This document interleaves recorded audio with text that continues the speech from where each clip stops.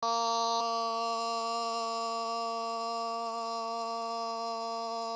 أكبر أشهد أن لا إله إلا الله أشهد أن لا إله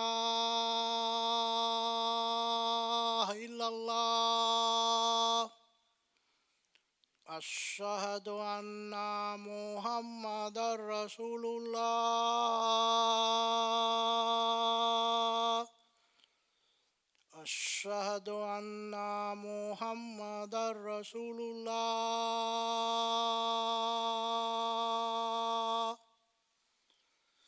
حي على الصلاة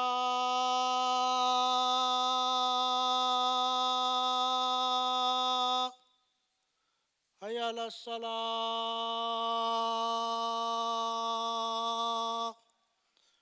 حي على الفلاح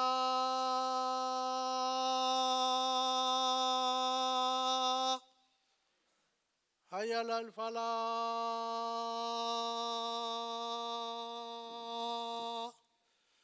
الله أكبر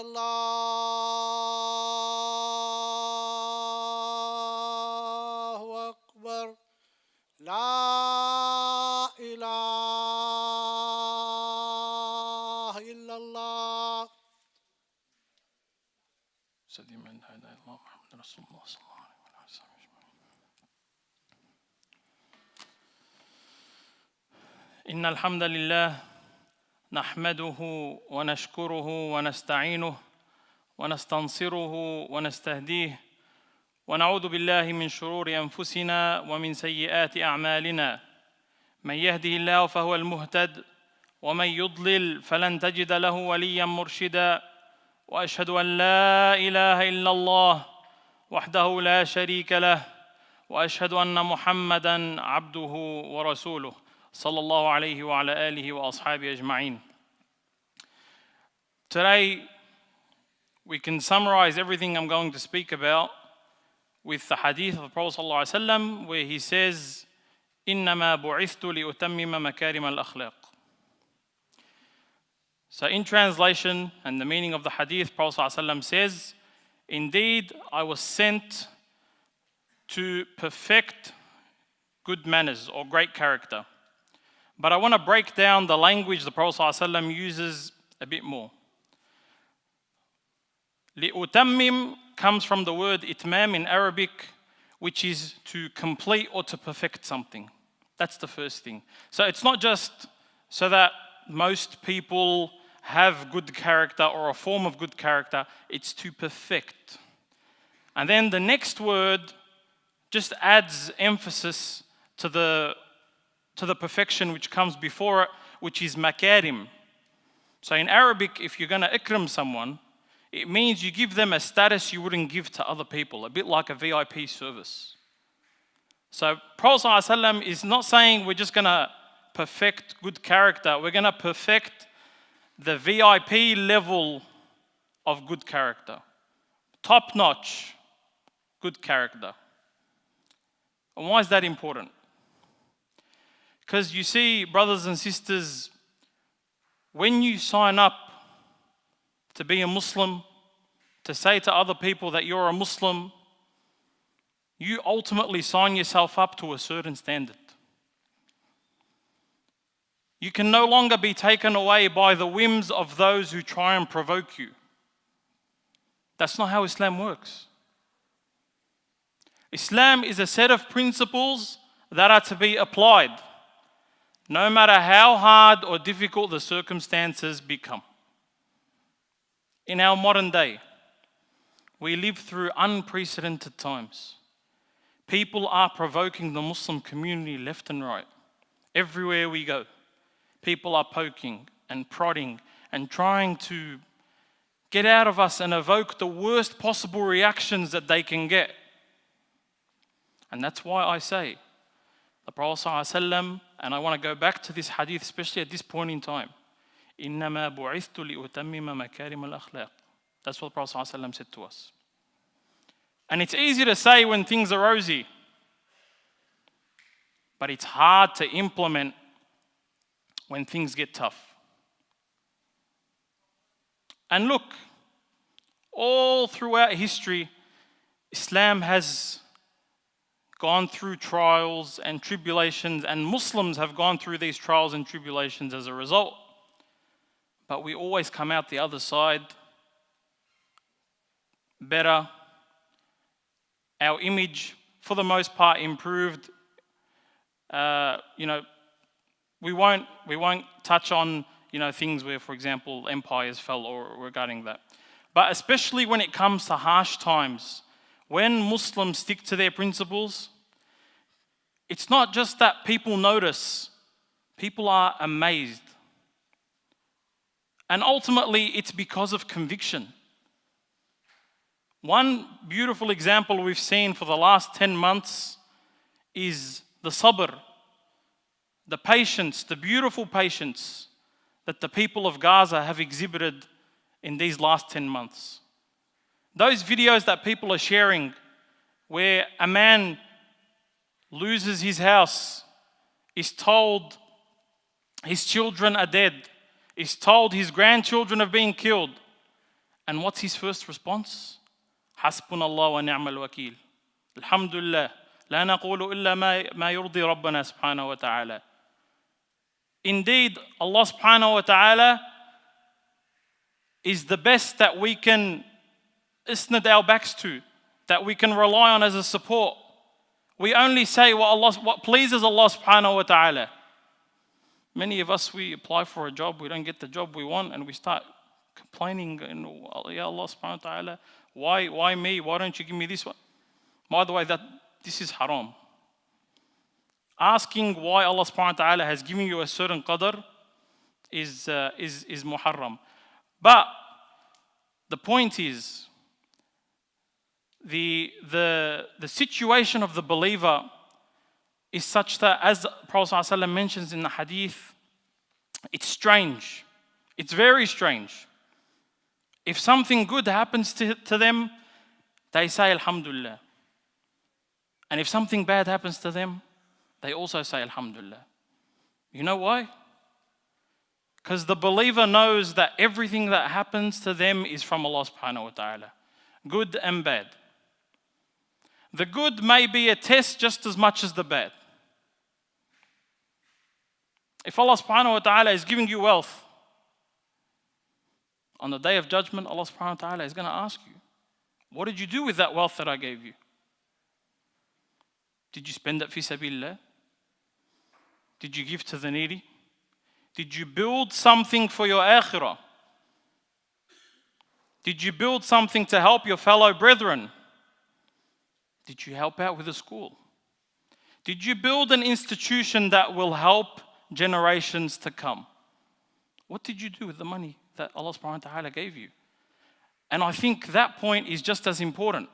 Allah subhanahu wa ta'ala gave you the money. Yes, you work hard, no problem. Many people work hard.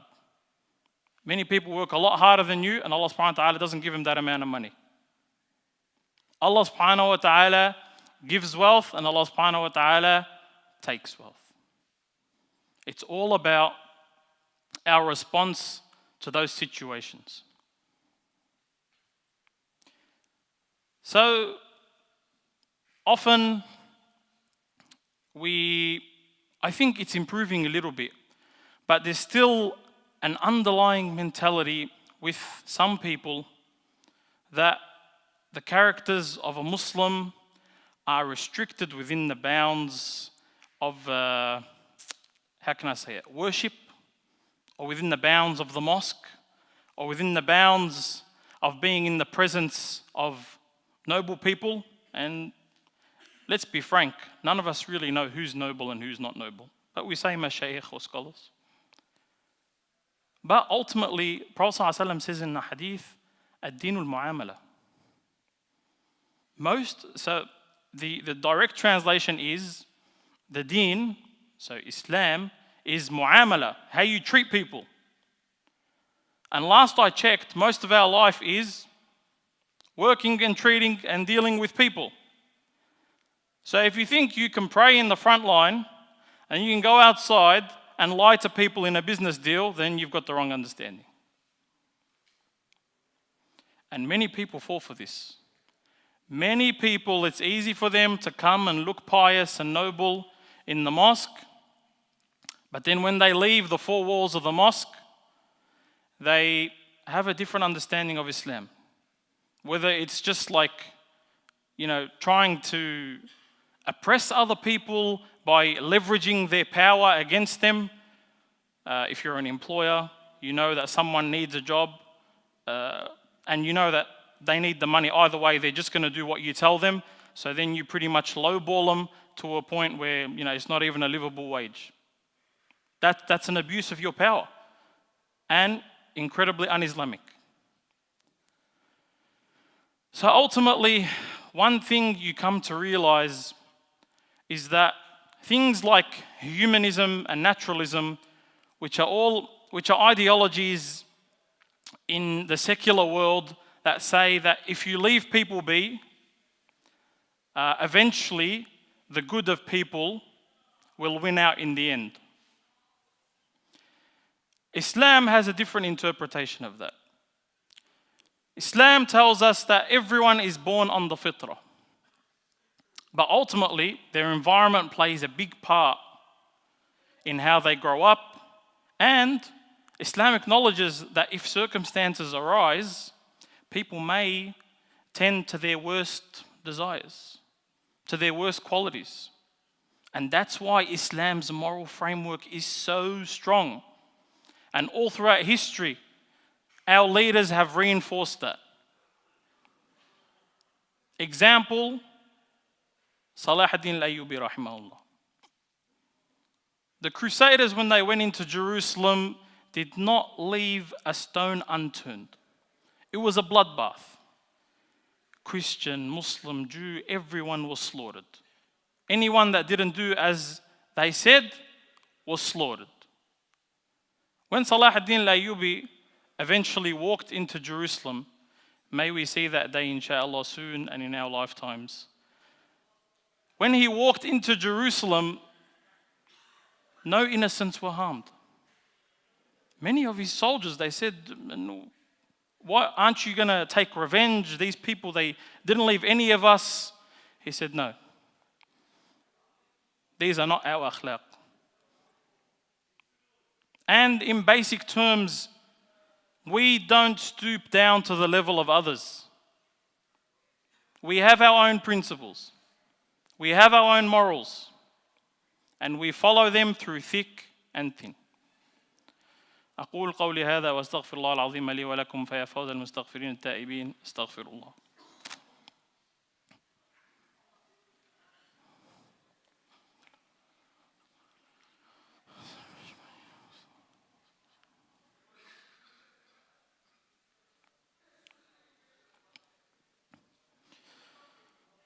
أعوذ بالله من الشيطان الرجيم بسم الله الرحمن الرحيم إن الله وملائكته يصلون على النبي يا أيها الذين آمنوا صلوا عليه وسلموا تسليما اللهم صل على سيدنا محمد في الأولين وصل على سيدنا محمد في الآخرين وصل على سيدنا محمد في الملأ الأعلى إلى يوم الدين اللهم ارزقنا شفاعته وأوردنا حوضه واسقنا من يده الشريفة شربة هنيئة لا نظمأ بعدها يا رب العالمين اللهم كن مع إخواننا المستضعفين في كل مكان اللهم كن معهم في غزة وفلسطين وفي ميانمار وبنغلاديش والسودان وفي كل مكان يا رب العالمين اللهم أيدهم بمدد من عندك يا رب العالمين اللهم انصرهم نصرا عزيزا مؤزرا على جميع أعدائك أعداء الدين يا أكرم الأكرمين اللهم انصر إخواننا المجاهدين في غزة وفلسطين اللهم انصرهم وأيدهم بنصر من عندك يا رب العالمين وصلى الله وسلم وبارك على سيدنا محمد وعلى آله وأصحابه أجمعين وأنت يا أخي أقم الصلاة